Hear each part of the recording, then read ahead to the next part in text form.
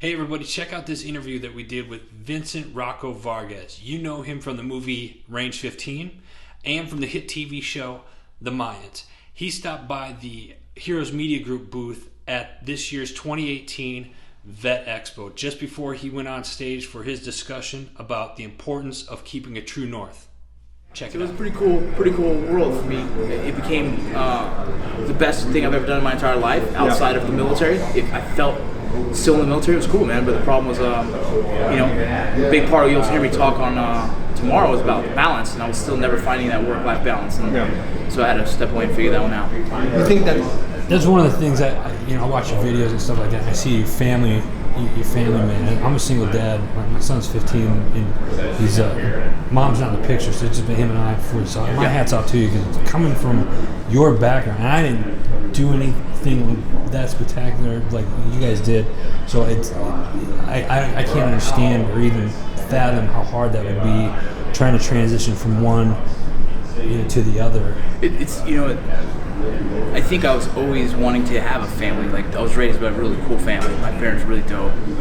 4 kids in the household. So I knew what a solid family could be. And I always believed in doing that. But I started enjoying the mission, man. You know what I mean? And I felt I was right. I felt I'm paying the bills. Dad's doing his job, And then, going through my first divorce, I ended up having a huge separation from the kids. Like I wasn't seeing them at all now because I had no control over that. Right. And that was where I was like, what the fuck, dude? Like I know now I was wrong all those years. And like, how do I get that back? Right. But then I put myself in the same cycle with the Border Patrol because you're like, well, you know what? I'm making a lot more money now. From now, it's justified. And I just kept doing this. And, at one point, I finally made a decision. And still we talk about like, we don't know what acting's gonna do, and potentially could fucking put me on that same path where I'm like, holy shit, you're doing it again, stop, So just trying to keep that like cognizant idea of like family first, family first, family first, you know what I mean? And it's been good for me to keep that on the forefront, you know what I mean? And think of it so often that I make hopefully better decisions. But obviously she also knows what I can do. She knows I fall in love with my projects and keeps me grounded and like, all right, enough of that shit. Family. Like, okay, you're right. And so that's something that we have a really good relationship, and the communication is really good. It keeps me grounded, which I need. That's awesome. So I go all in on everything, bro. It's like, this is what I'm doing. I'm all in. So what is your bet? Like, what are your what? So family, but is there something specific with family? Is it dinner together every night, or no, man? An hour, like the idea for me is really. Being relevant in their lives, and whatever that is, being relevant. Like, dad doesn't pay the bills, dad's here. Like, I'm here helping with homework, if I understand it, because there's shit I don't understand. But sports, playing capture the boy, showing your daughter wrestling techniques, whatever. Like our kids wrestle, they do a lot of different sports, but being there at the game, cheering them on, whether they win or lose, just being there. Like he can look to the sideline and see, dad's there. Like hell yeah, I am. If I'm home, I'm there. If I'm not home, it's because I had to do work, and it's important for the family, right? We all got to be a breadwinner of some sort. We all have to bring home money. But for me, it's that cognizant idea of being there, taking them to school, dropping them off. Like those little things that most people take for granted, I don't anymore. Right. You know what I mean? I don't. One of my sons says, I want to be a stay-at-home dad like you. And I was like, that's the fucking dumbest compliment I've ever got. And I'm not a stay-at-home dad, but he sees me so much. In his head, that's what I do. And I was like, bro, you're doing all right. You're doing what your goal is. You know what I mean? Like, I try and turn the phone off early. I try and turn it off. Right now, I've been writing this book, so it hasn't been. But normally, I try and turn it off around 8 and stop with the phone completely, because a lot of my work is done here, whether it's reaching out to veterans, whether it's business, whatever it is. But we schedule a lot of family stuff. We didn't carve pumpkins. We painted pumpkins this year. But these are things that we eat dinner together on the table. We do things like that. We force the kids to sit down and watch a movie with us. You know what I mean? Like, no. Get up here and we're watching a movie. They can hate it all they want, but that moment, they're going to remember. You know what I mean? And so we're just kind of forcing them a little bit. Forcing ourselves too, Well, and that's good, because that's all studies have shown that the more you do it to them when they're kids, they're going to do it to their kids when they get a little older, and it's going to be a repeating cycle where you have the other side with fathers that either aren't there or don't pay attention or are abusive or whatever. It tends to create a cycle of its own. Now you're looking out not just for your kids, but your kids' kids and their kids, right? Starting them on this path, get them outdoors. Show that there's a lot of studies that show that's a huge benefit of it, because the more life The more a kid is outdoors, the more likely they are to be outdoors and take their kids outdoors.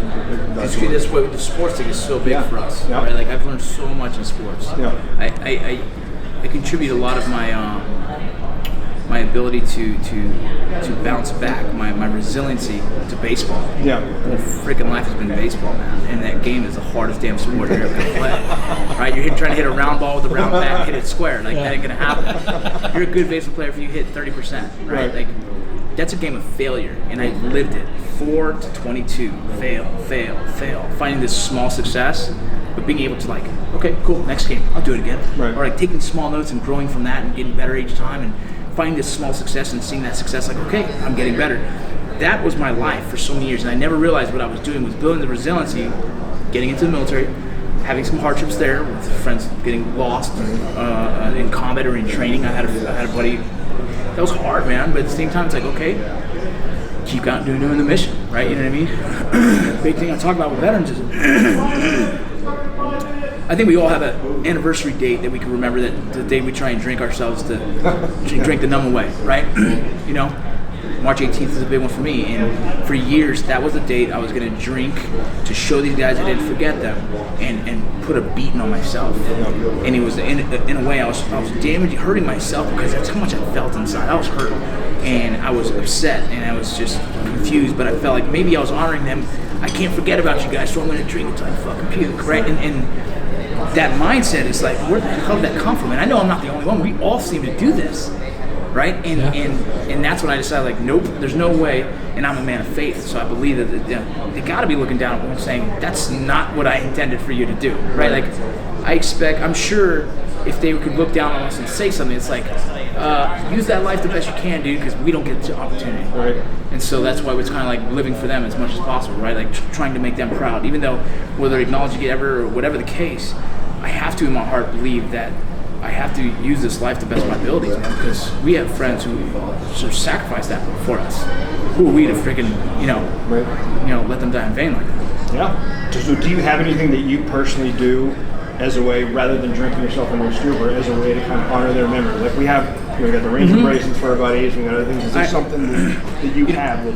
For me, it's like I write their story. You know, I do a lot of blogs, I do a lot of talking podcasts. Those things will live on for a long, long time, and as long as I continue to acknowledge their presence in my heart, man, I feel like they live on with me. Right. You know, and the reason I went Border Patrol was because Sergeant Barraza told me about what the Border Patrol was. He goes, hey, I want to be a Border Patrol, I want to be a board tagger. You know what I mean? I'm like, oh, what is that? And he explained it to me. I got out and I was like, cool. And I was living his dream for a long time, and I was happy, but it wasn't as fulfilling as what I'm doing now. Right. Helping veterans, like being a service to others for me is what's fulfilling. But at the same time, I knew, at least I felt like I made him proud to live his dream for a little while. You know what I mean? To do him justice, and I continue to try and do that. I continue to try and tell their stories and keep them alive, and people remembering their memory. You know? Yeah. That's awesome. Hey, thanks for watching this video. Make sure you check out all of our other videos and subscribe to our YouTube channel. Also check out our website at www.heroesmediagroup.com.